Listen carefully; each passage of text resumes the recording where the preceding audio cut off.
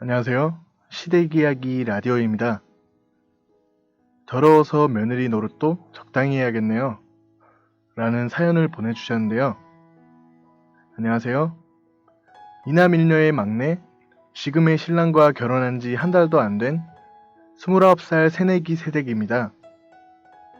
결혼 전 장남은 이혼해서 거의 밖으로 돌고, 결혼한 신우는 본인의 친정에서 3분 거리에서 살고 있습니다. 결혼 전 제 이상형이 자기 일 열심히 하고 성실한 사람이었기에 모아놓은 돈 하나 없지만 자기 일을 정말 사랑하는 막내지만 장남 역할을 해야 하는 남편과 결혼하게 되었습니다. 원래 신우랑 전 동네에서 알고 지낸 언니 동생 사이였고 언니가 동생 소개시켜줘서 만나서 결혼한 케이스입니다.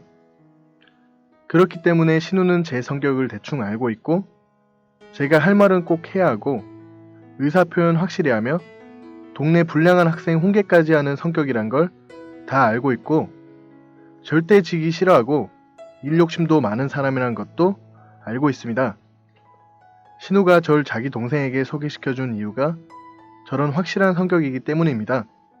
제 남편이 좀 우유부단한 면이 있고 가족들에겐 퍼주는 스타일인 듯 한데 적어도 밖에 나가서는 실속 차리는 사람이라 생각했습니다. 아무튼 만나서 연애해보니 제 남편은 참 좋은 사람이었고 별 볼 일 없는 저를 세상에서 제일 좋은 여자처럼 대해주고 함께 있는 것만으로도 행복하게 만들어주는 사람이었어요. 서로 나이도 있고 알 거 다 아는 사이라 제가 먼저 결혼하자고 했습니다. 전 결혼 전에 공부하고 제 하나뿐인 남동생 대학비 보태주고 제 부모님 도와드리고 하면서 모아놓은 돈이 많지 않았고 물론 지금의 신랑도 없었습니다. 상견례 자리에서 양가 부모님께 저희 능력으로 결혼을 하겠다고 했고 어른들도 그럼 예물, 예단, 이바지 등등 다 하지 말고 조촐하게 하기로 했습니다. 그래도 저희 아버지 딸 하나 있는 거 시집 보내는데 아무것도 안 해보내면 혹시 책 잡힐까봐 예단비라도 보내라고 500만 원 주시는 거 시모가 상견례 때 전부 생략하기로 한 거 아니냐고 펄쩍 뛰시길래 시댁 사람들이 생각이 참 다르구나 했습니다. 지금의 신랑인 오빠와 결혼 준비하면서 단 한 번도 싸운 적이 없었습니다. 서로 가진 돈이 없는 걸 알았기에 필요한 것만 했고 결혼 반지만 하고 예식장에서 패키지 있는 걸로 했습니다. 결혼 준비는 무난했고 또 재미까지 있을 정도로 우리 시댁은 다른 시댁과 다르다는 착각할 정도였어요.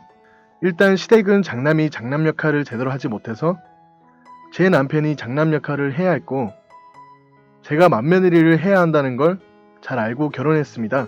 결혼 전부터 함께 살기 원했던 시모님이셨지만 연애 기간이 짧았던 저희는 남편이 합가는 절대 반대했고 대신 시댁 근처에 집을 얻어 살겠다고 했습니다.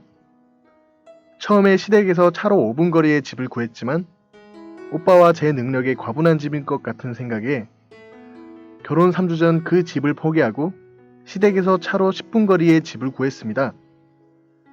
그 전부터 저희 둘이서 어른들과 상의하지 않고 결혼 준비한다고 불만조로 이야기하시긴 했습니다.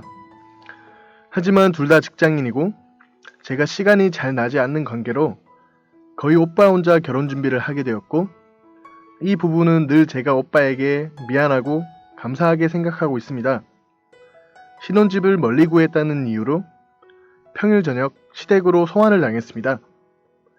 그날 오후에 오빠에게 먼저 연락이 와서 시모가 신혼집 구한 걸로 별의별 욕을 다 한다고 너무 속상해 하더군요. 이런 상황에 제가 끼는 건 아닌 것 같아서 일단 오빠 혼자 가서 이야기하고 저는 주말에 가서 다시 말씀을 드리기로 하고 서로 이야기가 끝났습니다. 퇴근 시간이 오빠가 더 빨라서 오빠가 먼저 시댁에 가서 이야기하고 있었는데 제 퇴근 시간에 맞춰 신우에게서 전화가 걸려왔습니다.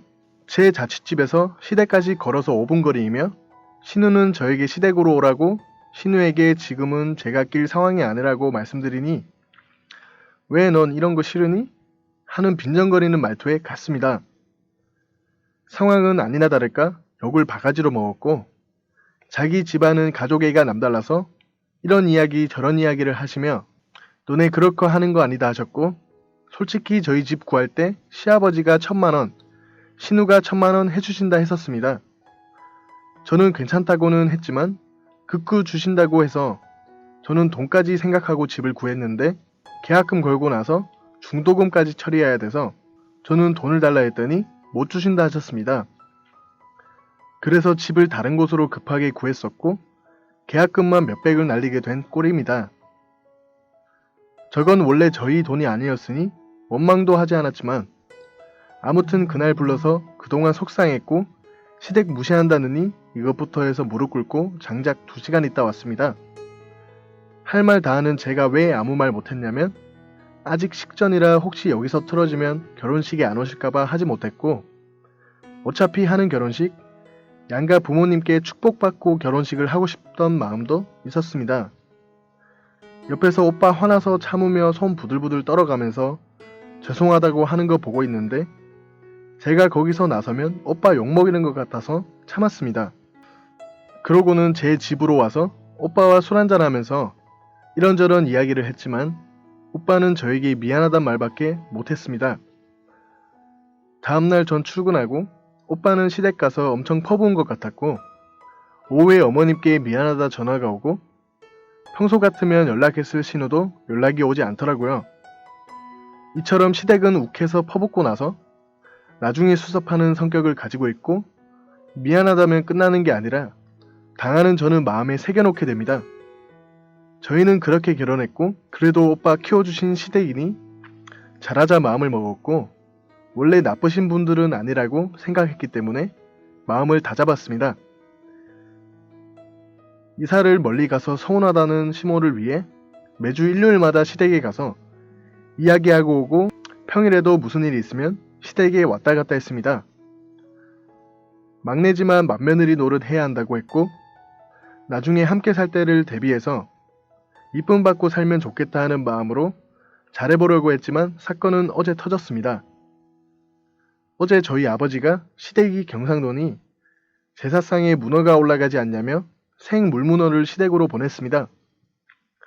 근데 시댁은 경기도식으로 제사를 지내고 친정은 기독교라서 제사를 한 번도 지내본 적이 없습니다. 할아버지 돌아가셔서 제사 지낼 때도 생전에 할아버지 좋아하는 음식만 차리고 가족끼리 모여서 밥 한 끼 먹는 걸로 의미를 두었거든요. 나름 아버지가 시댁 신경 써서 보내주셨지만 생으로 보내셨으니 어머니가 손질을 못하신다는 말에 그럼 퇴근해서 시댁으로 가겠다 하셨습니다. 오빠는 서울에 일이 생겨 늦게 온다고 하는 바람에 저 혼자 시댁으로 갔습니다. 7시에 퇴근해서 장보고 8시에 도착해서 보낸 문어를 손질하고 문어볶음해서 시아버지와 신우도 오라고 해서 술 한잔하고 저는 옆에서 늦은 저녁을 먹었습니다. 출퇴근 거리 때문에 경찰을 몰고 다니는 저는 술을 마시지 않았습니다. 그러면서 한 번도 맏며느리에게 생일상은 둘째치고 밥상 한 번도 못 받았다는 말이 안쓰러워 12월에 있는 생신 때 제가 손수 생일상을 봐드리겠다고 했습니다.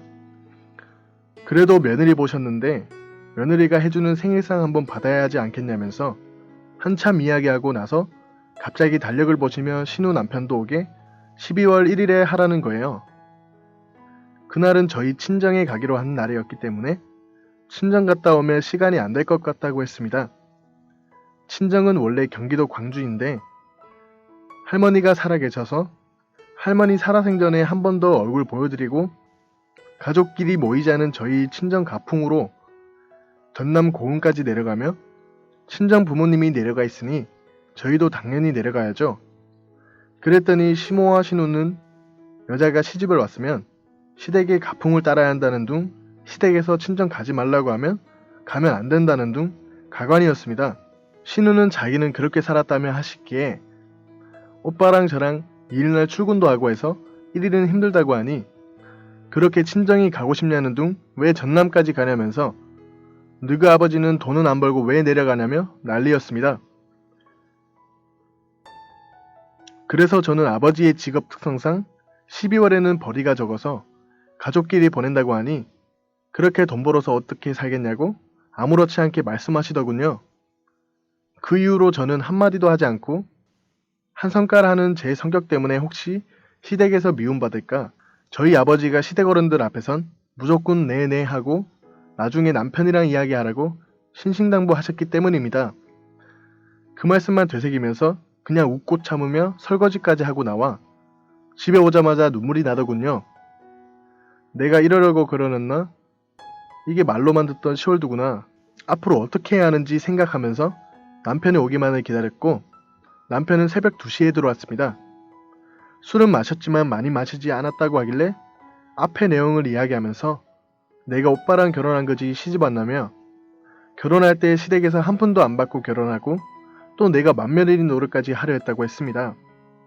거기다 며느리가 시집 대우해주고 잘하려 하면 고마운 줄 알아야지 이게 뭐냐며 우리 부모님도 따뜻한 밥 먹이고 따뜻한 곳에서 나를 키워 대학 교육까지 시켰다고 우리 집안이 너네 집안에 무시받는 집안이냐 했습니다. 저는 시댁에서 받은 화를 남편에게 풀었고 오빠는 저에게 미안하다는 말밖에 못했습니다. 자기가 그 자리에 있던 게 아니었기 때문에 자기가 나서서 이 일을 해결하려 하면 너만 욕먹는 거라고 우리가 결혼한 건 너랑 나랑 재밌게 행복하게 살기 위해 한 거니 이해해달라는 말밖에 못하겠다며 다시는 혼자 시댁에 가지 말고 나중에 이런 일이 있으면 자기가 나서겠다고 하더군요. 저는 울컥해서 한마디 더 했고 며느리 노릇한다고 할 때 고맙게 받으라고 이런 식으로 나오면 나중에 부모님이랑 같이 못 산다고 내가 어디 하자 있어서 오빠랑 결혼한 거냐고 처신 똑바로 하라며 이야기를 끝냈습니다. 잘해도 본전이고 못하면 욕이라는 시댁 일에 저는 아무리 생각해도 막내 며느리 하는 게 나을 듯 하단 걸 뼈저리게 느꼈고 그냥 위로받고 싶어서 사연 보냅니다. 라고 사연을 보내주셨습니다. 오늘도 사연 보내주신 분께 감사드리며 앞으로도 많은 사연으로 찾아뵙겠습니다. 구독과 좋아요는 저에게 큰 힘이 됩니다. 감사합니다.